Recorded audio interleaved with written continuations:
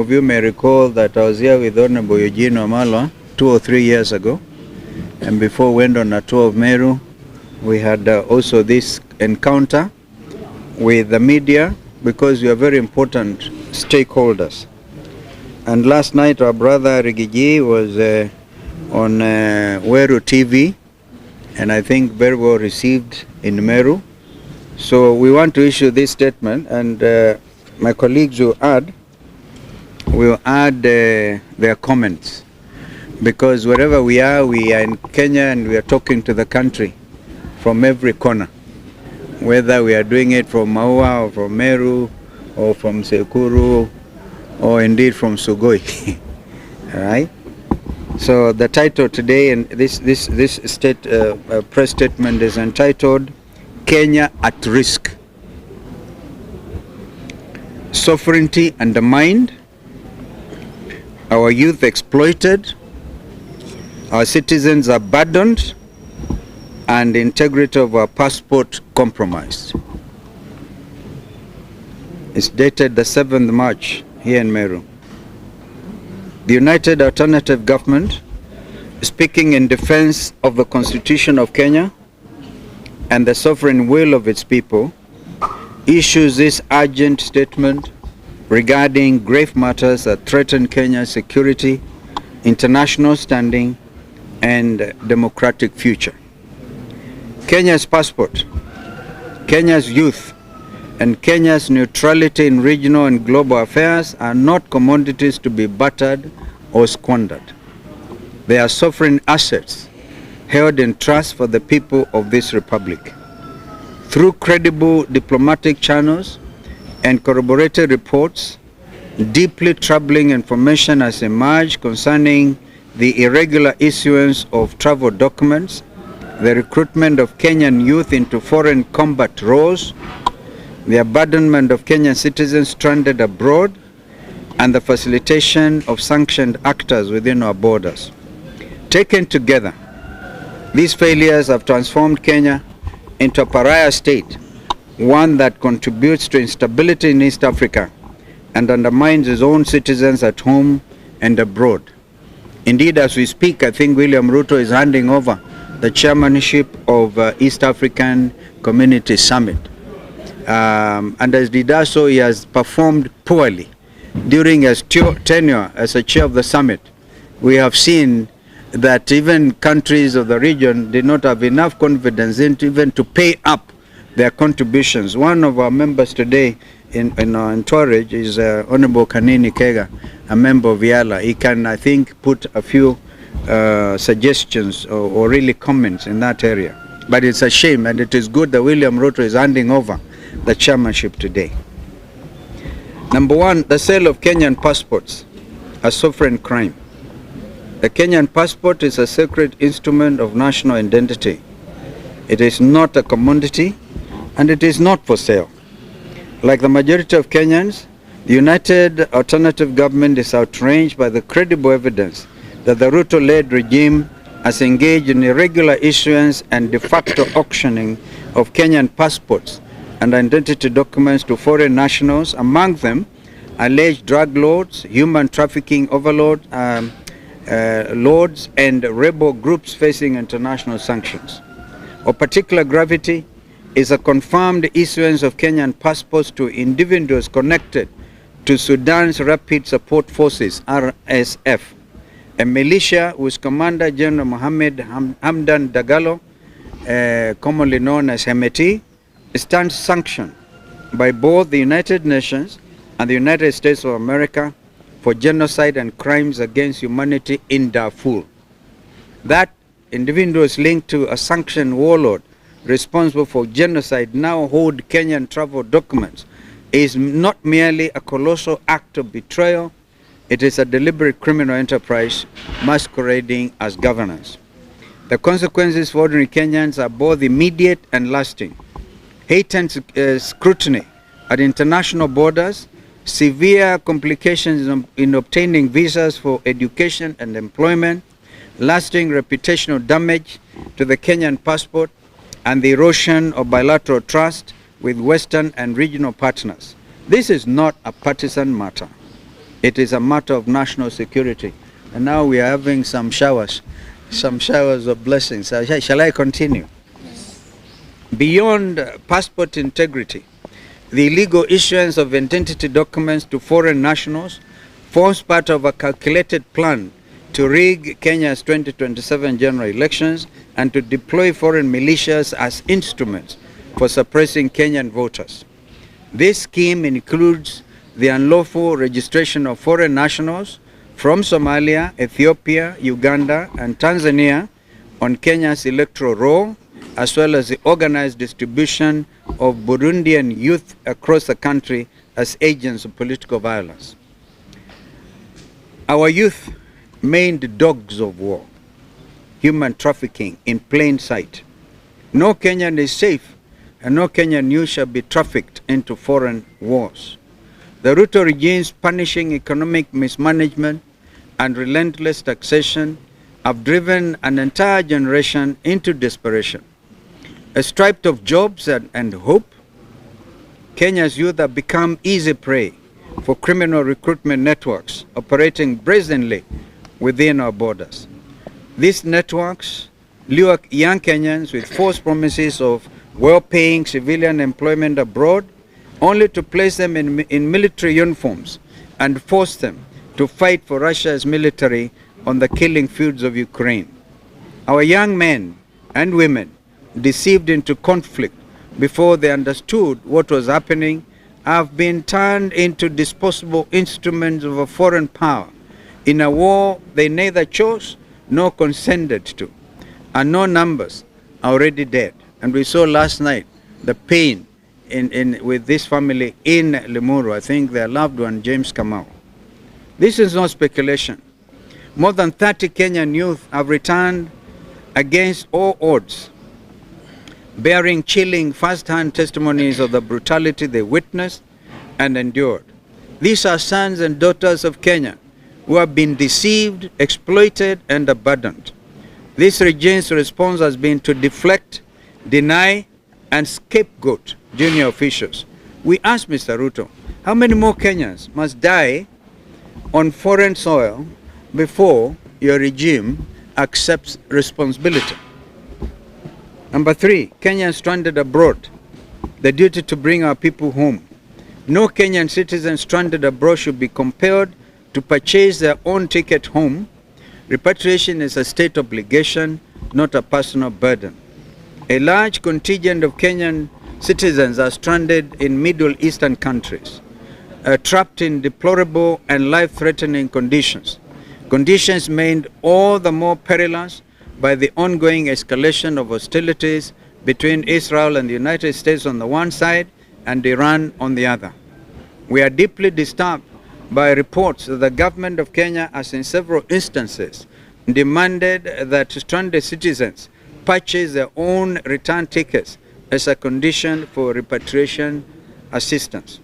This is unconscionable and a fundamental dereliction of the state's duty of care to its citizens abroad. The government of Kenya, through the Ministry of Foreign Affairs, the State Department for Diaspora Affairs, and Kenya's diplomatic missions, has both the constitutional duty and the financial means to organize and fund the repatriation of distressed Kenyan nationals. The cost of a return flight is a fraction of the billions squandered through corruption and misplaced expenditure.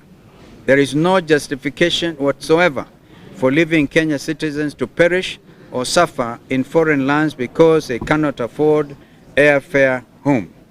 We call on this regime to immediately facilitate the safe, dignified, and fully government-funded return of all Kenyan citizens currently stranded in the Middle East and other parts of the world. Not a single Kenyan should be asked to pay for their own rescue. Number 4, Kenya transformed into a criminal regional hub. It is now common knowledge that Ruto has allowed Kenya to become a safe haven and operational base for regional and international criminal networks, providing protection, facilitation of travel, and material support to individuals facing serious international criminal allegations, including genocide, crimes against humanity, and enforced disappearances. drug cartels are alleged to be represented at the highest levels of this government. Simultaneously, this regime has targeted legitimate passport holders, human rights activists, political actors, and legal visitors through illegal renditions and forced removals from Kenyan soil.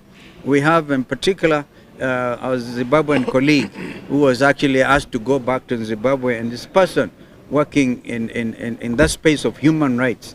And so the abduction and reduction of Kisa Bisinje stands a particularly alarming example of how far this regime will go in serving the interests of foreign principles over Kenya's own constitutional and legal obligations. Number 5, Kenya's role as regional mediator destroyed. For decades, Kenya played a respected and indispensable role as a neutral mediator in regional conflicts.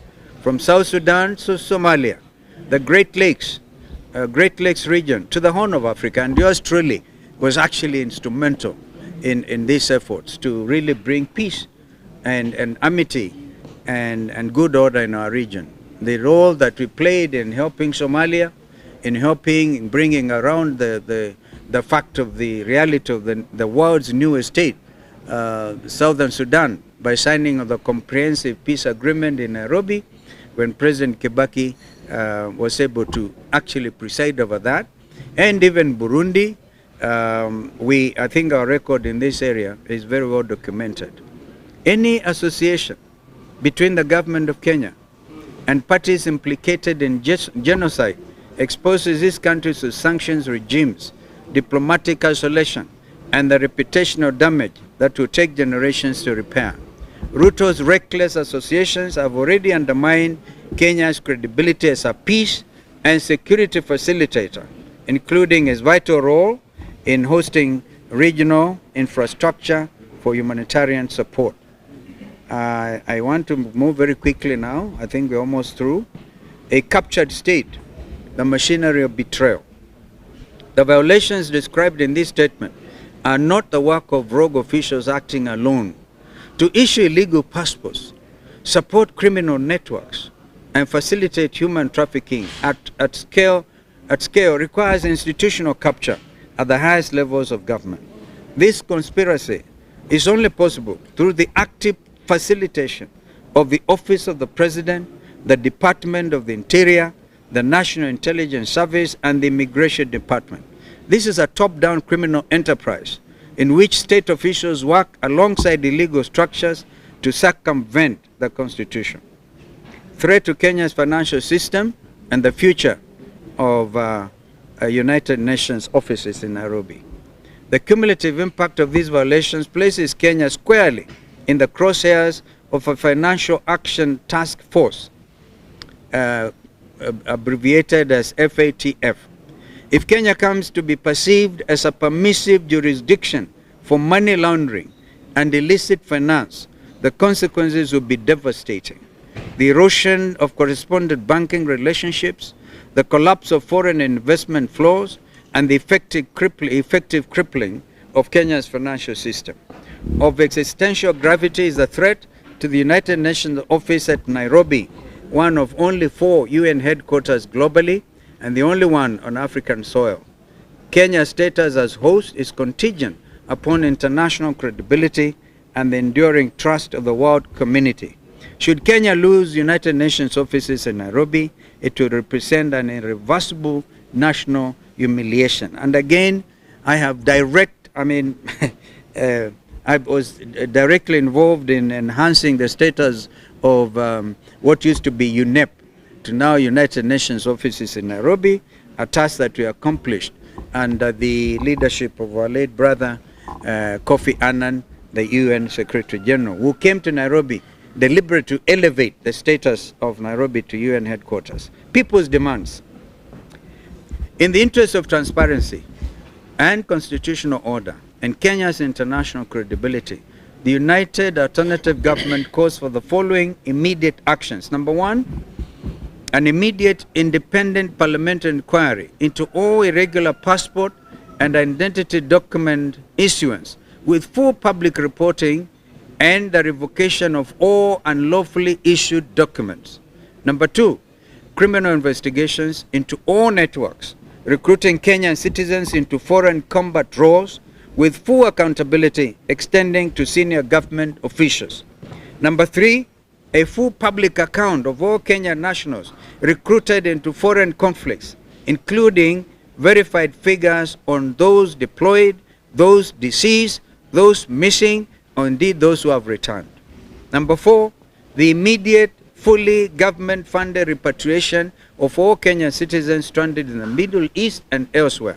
No Kenyan should be required, again as we say, to purchase their own ticket home. Rescue is a state duty, not a personal cost.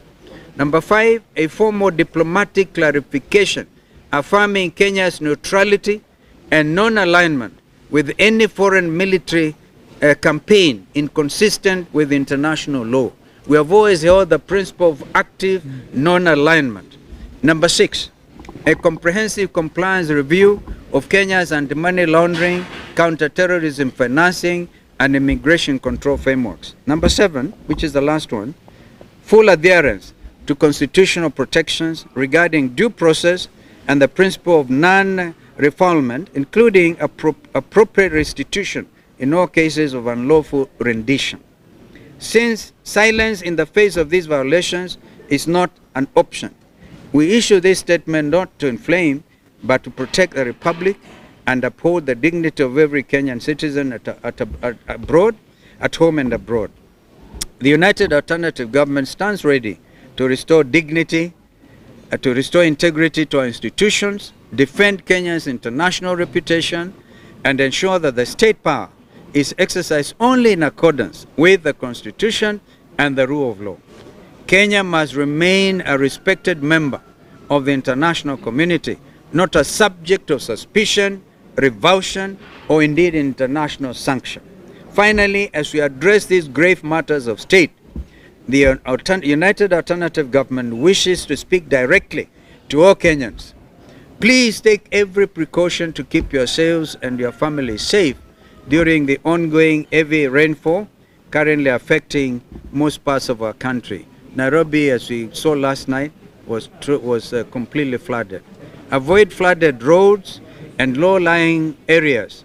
Heed all advisories for Kenya Meteorological Department and look out for one another. Your lives matter above all else. Issued in Meru town today, 7th March 2026, by us here representing the rest of our colleagues. We thank you. It was a long statement, but a very important statement.